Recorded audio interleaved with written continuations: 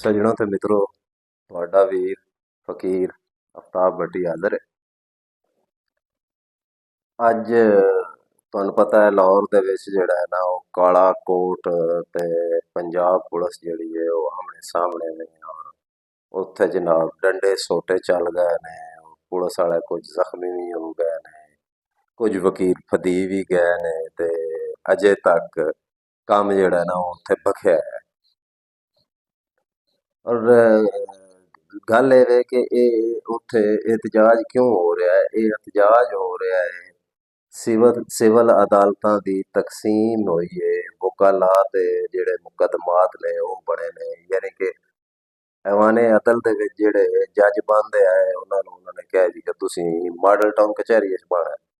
ਇਹ high court ਨੇ notification ਕੀਤਾ ਸੀ ਤੇ ਵਕੀਲ ਆਖਦੇ ਨੇ ਨਹੀਂ ਜੀ ਨਹੀਂ, ਅਸੀਂ ਇਹ ਜੱਜ ਜਿਹੜੇ ਨੇ ਵਾਪਸ ਇਹਨਾਂ ਨੂੰ ਇੱਥੇ ਹੀ ਪਾਓ। ਸਾਡੇ ਜਿਹੜੇ ਵਕੀਲ ਗ੍ਰਿਫਤਾਰ ਹੋਏ ਨੇ ਔਰ ਸਾਡੇ ਦੇ ਜਿਹੜੇ ਮੁਕੱਦਮੇ ਬਣੇ ਨੇ ਉਹ ਖਤਮ ਕਰੋ ਤੇ ਤਾਂ ਅਸਾਂ ਖਲੋਣਾ ਹੈ, ਨਹੀਂ ਤੇ ਅਸੀਂ ਡਟਿਆ ਰਹਿਣਾ ਹੈ। ਗੱਲ ਕਿਹੜੀ ਹੈ ਯਾਰ? ਇੱਥੇ ਕੋਈ ਨਾ ਕੋਈ ਨਵਾਂ ਕੱਟਾ ਤਾਂ ਜ਼ਰੂਰ ਖੁੱਲ੍ਹਣਾ ਹੁੰਦਾ ਹੈ ਨਾ, ਰੋਜ਼ ਕੋਈ ਨਾ ਕੋਈ ਕੱਟਾ ਖੁੱਲਿਆ ਹੁੰਦਾ ਹੈ ਇੱਥੇ ਪਾਕਿਸਤਾਨ ਦੇ ਵਿੱਚ। ਤੇ ਗਰੀਬ ਆਦਮੀ ਭੁੱਖਾ ਮਰਦਾ ਪਿਆ ਹੈ, ਉਹਦਾ ਕੋਈ ਪੁੱਛਣ ਵਾਲਾ ਨਹੀਂ। ਇਹ ਆਪਸ ਦੇ ਵਿੱਚ ਜਨਾਬ ਜੱਜਾਂ ਨੂੰ ਇੱਥੇ ਪਾਓ ਜੱਜਾਂ ਨੂੰ ਉੱਥੇ ਪਾਓ, ਡੰਡੇ ਸੋਟੇ ਬਾਹਰ ਅਜੇ ਵੀ ਉੱਥੇ ਚੱਲ ਰਹੇ ਨੇ ਤੇ ਵੇਖੋ ਕੀ ਬਣਦਾ ਹੈ।